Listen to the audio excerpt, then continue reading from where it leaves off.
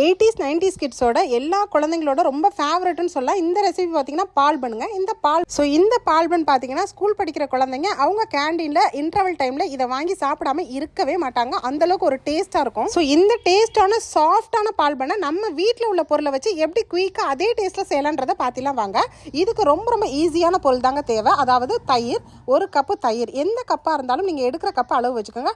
1 பிஞ்சு ஆப்ப சோடாவும் போட்டு ஒரே ஒரு பாயிண்ட் வந்து சால்ட்டு சேர்த்துக்கோங்க. அது வந்து ஸ்வீட்டை வந்து எடுத்து கொடுக்கறதுக்காக நம்ம சேர்க்கோம். இப்போ நல்லா வந்து இதை பீட் பண்ணிக்கோங்க. இப்போ நம்ம இதில் வந்து 1.5 கப்பு மைதா மாவு ஆட் பண்ணிக்கலாம். பால் பன் செய்யும் போது மைதா மாவு சேர்த்திங்கன்னா தான் அந்த பன்னு வந்து நல்லா சாஃப்ட்னஸாக இருக்கும். அதனால் 1.5 கப்பு வந்து மைதா சேர்த்ததுக்கப்புறம் நம்ம சின்ன கப்பில், அதாவது 1 கப்பில் பாதி கப்பு வந்து சக்கரை, அதாவது சின்ன கப்பில் 1 கப்பு சக்கரையும் 3 ஸ்பூன் வந்து நெய் சேர்த்துட்டு இதை வந்து நல்லா வந்து மிக்ஸ் பண்ணி கொடுத்துக்கோங்க. இந்த நெய்யும் அந்த மைதா மாவும் தயிரும் சேர்ந்து ஒரு சூப்பரான சாஃப்ட்னஸான பன்னு நமக்கு கிடைக்கும். இது எல்லாத்தையும் நல்லா மிக்ஸ் பண்ணிக்கலாம். இல்லை கொஞ்சம் தண்ணி வந்து சேர்த்துக்கோங்க. அதாவது நல்லா வந்து எப்படி சொல்கிறதுனா, ஒரு வடை பக்குவத்தில் நம்ம உளுந்த வடைக்கு சேர்ப்போம் பாருங்கள், அந்த மாதிரி நல்லா மிக்ஸ் பண்ணி கொடுத்துக்கோங்க. அப்படி உளுந்த வடை அப்படி பிச்சு பிச்சு போடுவோம் பாருங்கள், அதே மாதிரி வந்து நம்ம போண்டாக்கு வந்து ரெடி பண்ணிக்கணும். ஸோ இந்த மாதிரி போண்டா போடும்போது அது பண்ணாக மாறிடும். இது அப்படியே இருக்கட்டும் ஒரு 1/2 hour. இப்போ ஒரு பேன் வச்சுட்டு இதில் வந்து சக்கரை சேர்த்துக்கோங்க. சக்கரை பாவுக்கு நம்ம வந்து எந்த கப்பில் எடுத்தீங்களோ மைதா மாவு, அதே கப்பில் 1.5 கப்பு சர்க்கரையும் 1 கப்பு தண்ணியும் சேர்த்துக்கோங்க. ஏலக்காய் வந்து ஒரு 2-3 ஏலக்காய் வந்து இதில் தட்டி சேர்த்துக்கோங்க. ஒரு கம்பி பதம், அதாவது ரொம்ப வந்து கம்பி பதம் வந்து அதிகமாக ஆயிடக்கூடாது. தொட்டோன்னு சக்கரை கரைஞ்சி ஒட்டும் பாருங்கள். அந்த ஸ்டேஜில் நீங்கள் ஸ்டவ்வை ஆஃப் பண்ணி வச்சிடலாம். இது அப்படியே இருக்கட்டும். ஏன்னா இதில் வந்து நம்ம பால் பண்ண போட்டு ஊரெல்லாம் வைக்க போகிறது இல்லைங்க. நம்ம அப்படியே வந்து இதில் பெரட்டி எடுத்து தான் வைக்க போகிறோம். இப்போ பாருங்கள், நமக்கு ரெடியாக வந்து நல்லா 1/2 hour ஊறி நல்லா சாஃப்டாக இருக்குது. இப்போ நல்லா எண்ணெய் சூடானதுக்கப்புறம் மிதமான தீயில் அப்படி கிள்ளி கிள்ளி போடுங்க. குட்டி குட்டி போண்டாக்கெல்லாம் வந்து செம்ம சூப்பராக வந்து சாஃப்டாக நல்லா போட்டோன்னே எலும்பி வந்துடும்.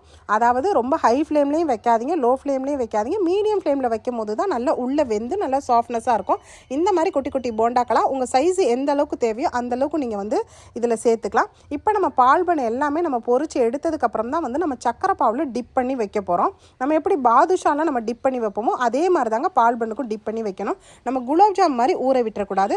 ஸோ சூப்பராக நல்லா கிறிஸ்பியாக நல்லா ப்ரௌன் கலரில் பார்த்தீங்கன்னா இந்த பால் பண்ணெல்லாம் பொரிஞ்சிடுச்சு. ஸோ இது எல்லாத்தையுமே அப்படியே வந்து நம்ம பொரிச்சு எடுத்துட்டு நம்ம பாகில் சேர்த்துக்கலாம். ஸோ உங்கள் குழந்தைங்க வந்து ஈவினிங் ஸ்நாக்ஸ் கேட்டால் இந்த மாதிரி ஒரு சூப்பரான பால் பண்ணை வந்து ஈஸியாக குயிக்காக வந்து ஒரு 10 நிமிஷத்துலேயே நீங்கள் செஞ்சிடலாம் பாருங்கள்.